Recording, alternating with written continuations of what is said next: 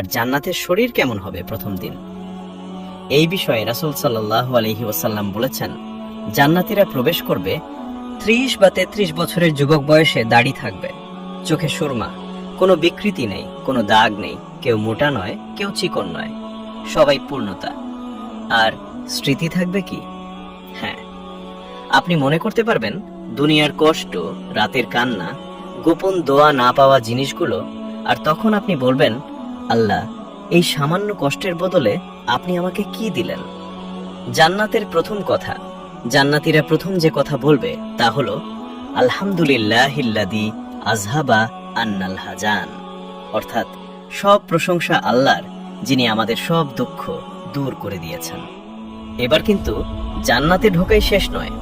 এখনো আমরা জানিনি প্রথম ঘর কেমন হবে, প্রথম সাক্ষাৎ কার সাথে হবে, পরিবার একত্র হবে কিনা, প্রথম আনন্দটা কি হবে।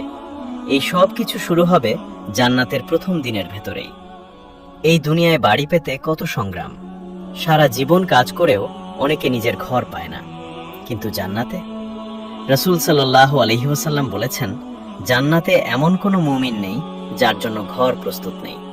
মানে আপনি ঢুকছেন আর আপনার জন্য সব আগে থেকেই প্রস্তুত।